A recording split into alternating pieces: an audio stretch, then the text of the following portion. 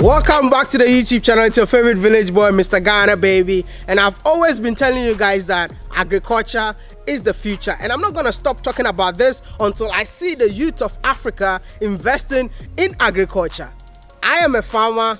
I'm not a fisherman. But I keep on telling you guys that the things that we overlook, those are the things that can earn us more money. I mean, most of you are telling me that we don't have enough money to invest into real estate. We don't have enough money to invest in industries in Africa, but I want to tell you that you have enough money to invest in a farm. And this is why I brought this episode, which is titled Teaching You How to What?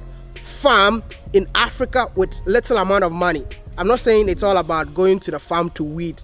Yeah, it's all about investing little amount of money to do petty things surrounding you that will earn you more money. And that is why I'm bringing you a new episode. This episode is not about only interviewing young Africans. I can interview anyone. I mean anyone who has something to teach you, so that the 1,000 Ghana cedi that you have, the $1,000 that you have in your pocket, you can use it to invest in something meaningful surrounding you. My name is still Mr. Ghana, baby. Come with me. It's 10 minutes episode and I'm gonna see you as soon as I'm done.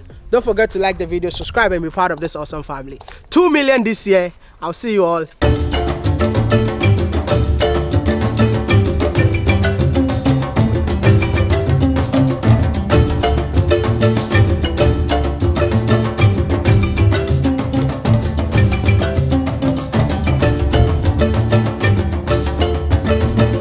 know what? I saw you on the internet and I had to come and look for you.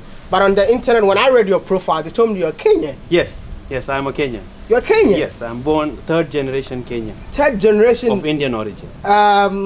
You speak Swahili? Yes, I speak Swahili. Habari? Zuri sana. Unafanya nini? I don't know what even I'm saying, man. Jeez, man, my Swahili is so bad. Niko na Wode Maya, the legend himself.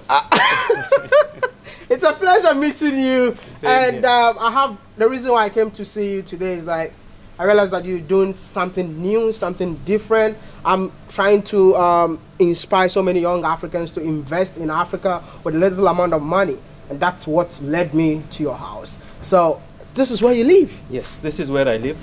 This is my backyard, and you can see I have fresh fish coming right from my backyard.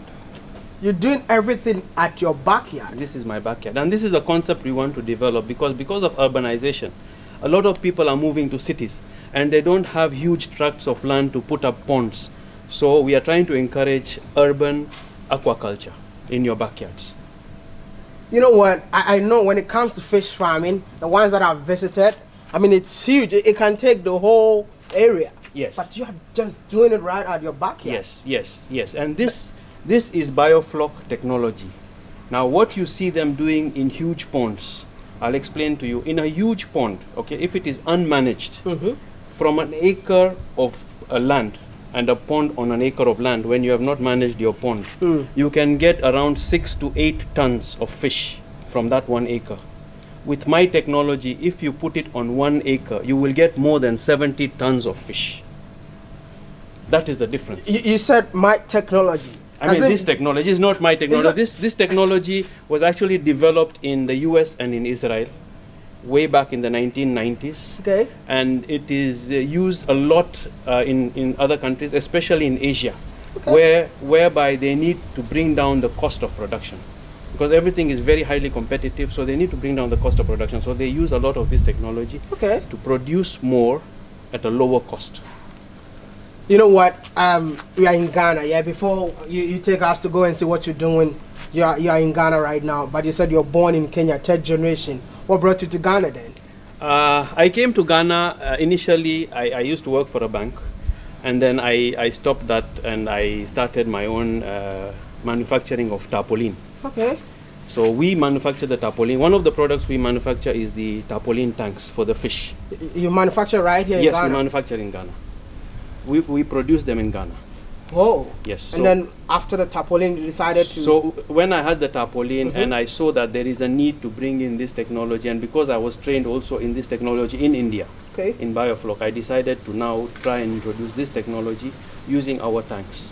You can also do cement tanks, but those are a bit more expensive. This is cheaper. And we want to try and bring down the cost of production as much as possible. I am here because so many Africans that watch me, especially the young ones, are saying that it's so expensive to invest in Africa. How much do you think it will cost us to, invest in this type of technology? Okay, for this type of technology, for example, this is a 3-meter diameter tank because I don't have a lot of space, but the basic commercial size is a 4-meter diameter tank which can take 10,000 liters of water. Whoa. Yeah, so that 10,000 liters of water can give you around 300 to 500 kilos of fish. Now, depending on how you are harvesting, if you are harvesting at say 300 grams, you are talking of 1,600 tilapia from a 4-meter diameter tank from your backyard. Can we just go and check it out?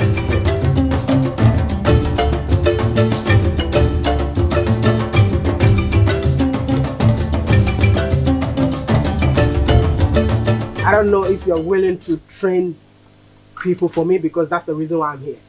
How do we reach out to, in terms of if somebody wants consultation or want to know how to do this in their backyard? Yeah, we have a website, www.bioflockafrica.com. So you can reach us through the website. Our contacts and everything is there. All the details are there. So we have four services and products. One is the training. So we'll be training people on this technology. And in sub-Saharan Africa, we would be the first trainers of this technology. There are farms, there's one in Malawi and one being set up in South Africa, but those are big scale. They are not for small scale farmers. So we would be the first Africans to train Africans in Africa. I love that. The fact that he's stressing on Africa for Africans. That's awesome. Yeah. You know what? I just want to ask you a question. You've lived in Africa all your life, born and raised in here. What is that one thing that if you had a chance to change about Africa, you would change it? What was that one thing? It is these technologies that we need in Africa. And the people who have these technologies are not very happy to give them to us. They want us to go for technologies like RAS, which is the recirculating aquaculture system, which is very expensive. It's a white elephant, so it's an expensive system to implement and also a very expensive system to run. Now, when I'm talking of RAS, I'm talking about the proper RAS, where you have your biofilters, you have mechanical filters, you have UV, all those sophisticated technologies. I'm not talking about the technology where we take buckets and we put pebbles and we put some ceramic stones and we say that is RAS. I'm not talking of that RAS. I'm talking of the proper RAS. That is a very expensive system. And that is what people want us to use, because that is a white elephant. It is not going to work unless you are doing very high value fish, because the cost of running that technology will not pay you when you harvest your fish. So these are the kind of technologies that we need to bring to Africa for Africans to benefit from. And that is my objective. So this, it's profitable and sustainable. What is your name once again? My name is Sailesh, and like I said, I'm a Kenyan based here in Ghana for the last few years. Just to give you a bit of perspective about the technologies, okay? So on one side of the spectrum, we have the pond technology, okay, where you dig a pond and you leave your fish. In that, you will get around 5 to 6 tons per acre. On the extreme side, we have the RAS system, recirculating aquaculture system. There you can get 50 plus kilos per cubic meter of water. But the cost of implementing that technology is huge and is not really for anybody on a small scale to do. This technology can give you around 30 to 50 kilos, depending on your level of expertise and your training, okay, at a fraction of the cost of doing an RAS system. And people can put this in their backyard. This you can even put inside your room because there's absolutely no smell, as you can see. One of the other benefits of this system again is, you see, because the protein is being generated in the system, the microbial protein, we recommend even that you use low protein feed. Now, low protein feed, what does that do? It reduces the cost of feed. So when people start taking this technology up and the feed producers start producing the low protein cost feed, the cost of feed will come down. So in addition to you saving on the amount of feed, you are also saving on the type of feed because the protein content has reduced. What that also does for the environment is, because we get a lot of the protein from the oceans, we are taking a lot of the fish from the oceans to convert into fish feed as fish meal. So we will now reduce that pressure on the environment and use that fish for humans. And then in this technology, we reduce our consumption of fish protein. The last benefit that I want to talk about is the health benefit. You see, this is organic fish. Yeah. When you eat organic things, you become healthy. So now if you look at the macro level, when people stop falling sick, Yeah. the pressure on our health systems will also reduce. So it has a macro benefit also, in addition to the micro for the small people. If you look at the economic benefits, those are huge. Imagine if everybody has, or maybe 1,000 people in Ghana have this tank in their backyard, and you're producing a ton of fish every 6 months or 5 months. Ghana imports $250 million worth of fish. Now we can shift that balance in our favor. Instead of importing, we can now even become exporters of organic fish. You understand? So that is one benefit. Another benefit is if you put this in the schools, the children can benefit from good quality protein on one hand. On the other hand, you see, this is a very scientific technology. Yeah. So what they learn in science, they will apply it straight into this on a practical level. And those children can then become aquapreneurs when they leave school. They don't need to really pursue other courses. They can go into aquaculture. So we can grow that. Another area we can look at is even the prisons, for example. We can train the inmates in this technology. So by the time they come back to join society, they are already skilled and they have ready jobs waiting for them. You see, if I take you to Kenya, for example, this is what I call an appropriate technology for Africa. If you look at Kenya, for example, we started appropriate technology in agriculture as the greenhouse in the 1960s. So today, Kenya exports a lot of horticultural products as well as flowers. It's one of the leading flower exporters in the world because we started then. And if you look at the agronomists across the world, and particularly in Africa, they come from Kenya. Why? Because they built the expertise over the years. Now, Ghana, with me here and with this technology, we have that unique advantage that we can train our people so that by the time the other countries try and catch up with us, we have a pool of experts who we can then export to the other countries.